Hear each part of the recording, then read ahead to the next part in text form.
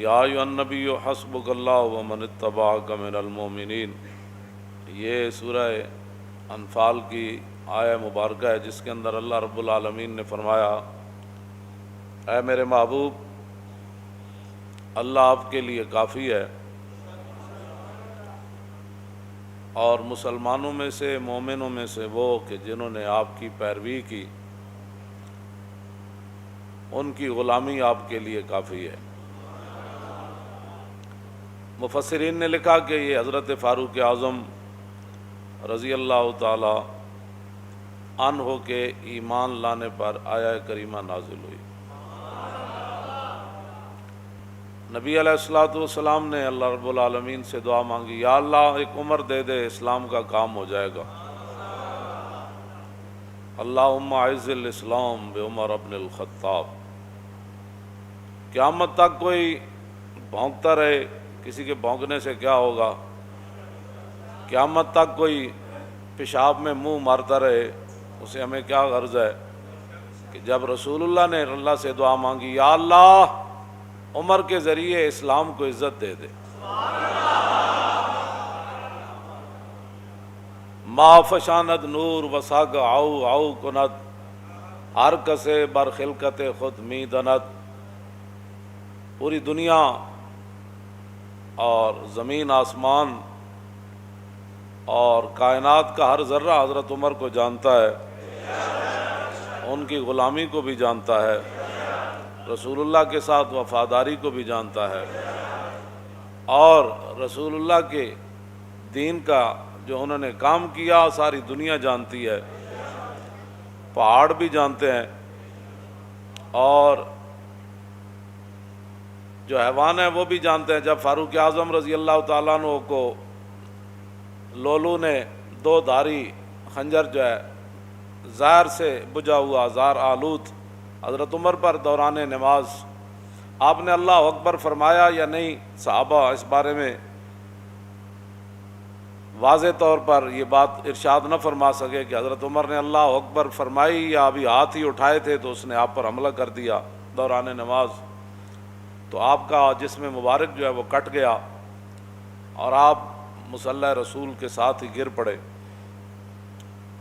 تو بعد میں صحابہ پھر ایک حکیم کے پاس گئے، آپ کے علاج کے لیے دور دراز اسے لینے کے لیے گئے کہ بھئی آپ آئیں حضرت عمر کا علاج کریں۔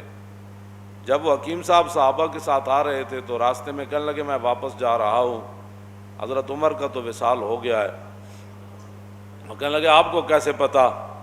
آپ نے فرمایا یہ جو بکری ہے نا دیکھ رہے ہیں، یہ جو فصل کھا رہی ہے یہ اس مالک کی نہیں ہے، یہ کسی اور کی بکری ہے جو غیر کا فصل کھا رہی ہے، اور جب تک حضرت عمر زندہ تھے تو بکریاں بھی غیر کا فصل نہیں کھایا کرتی۔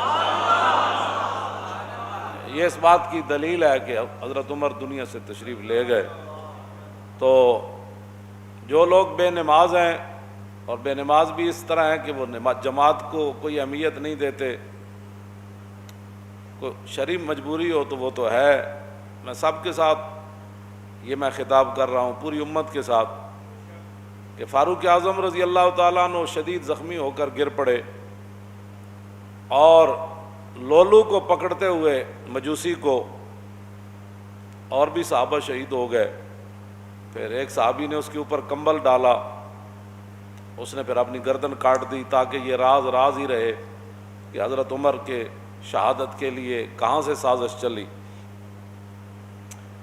تو بات جو میں کرنے لگا ہوں بہت بڑی بات ہے، اگر کسی کو سمجھ آ جائے کہ فاروق اعظم رضی اللہ تعالیٰ عنہ کو اگر بر وقت صحابہ اٹھا کر گھر لاتے، بر وقت علاج معالجہ ہوتا، تو یہ تو اللہ کی تقدیر ہے، اس کی میں بات نہیں کر رہا، لیکن جو بظاہر اسباب ہیں، بر وقت حضرت عمر کا علاج ہو جاتا تو ممکن ہے حضرت عمر بچ جاتے یا کچھ دن اور امت کو فائدہ ہو جاتا، لیکن حضرت عمر وہاں آپ کا پیٹ مبارک کٹا ہوا ہے، خون بہہ رہا ہے، اور جماعت بالکل تیار ہے، تو نہ مسجد میں افراتفری مچی، نہ کسی نے جماعت کو چھوڑا، اور دو صحابہ کی لاشیں بھی پڑی ہیں وہاں، شہید ہو گئے، لیکن حضرت عمر نے عبد الرحمن بن عوف صحابی رسول کو فرمایا کہ آپ کھڑے ہو جائیں، مجھے یہیں زخمی رہنے دیں، آپ نماز باجماعت پڑھائیں۔ بس اگر کسی کو سمجھ آ جائے تو بہت بڑی بات ہے، اتنا بڑا نقصان ہو رہا تھا، لیکن حضرت عمر نے فرمایا نہیں، جو رسول اللہ راہ دے کر گئے نا، نماز پڑھائیں آپ۔ حضرت عمر ساتھ خون بہہ رہا ہے اور صحابہ کی لاشیں بھی پڑی ہوئی ہیں، لیکن جماعت نہیں چھوڑی گئی۔ اور آج مسلمان ہر چیز چھوڑ کر جو ہے وہ چاہتے ہیں کہ مسلمانوں کو عزت ملے، ایسے نہیں ہوگا، ایسے نہیں ہوگا۔ انہی راستوں پر چلیں گے تو عزت بنے گی۔ باطل نظریات اور باطل فلسفوں پر اسلام کی عمارت کبھی بھی تعمیر نہیں ہوگی، چاہے وہ سارا پاکستان ہی یونیورسٹیاں بن جائے اور ساری تسبیح لے کر بیٹھ جائیں، ایسے کبھی بھی نہیں ہوگا۔ راستے وہی ہیں جن پر صحابہ چلے، مستند راستے وہی مانے گئے جن سے ہو کر تیرے دیوانے، بس۔ اور لوٹ آئے جتنے فرزانے گئے، اور تاب منزل صرف دیوانے گئے۔ مستند راستے وہی مانے گئے۔ کوئی لاکھوں قیامت تک بڑبڑ کرتا رہے اور لاکھوں نئے نئے نظریات نکالتا رہے، نظریات وہی ہیں، راستے وہی ہیں جن پر صحابہ چلے، اور چل کر پوری دنیا کو بتایا کہ کی محمد سے وفا تو نے تو ہم تیرے ہیں، یہ جہاں چیز ہے کیا لوح و قلم تیرے۔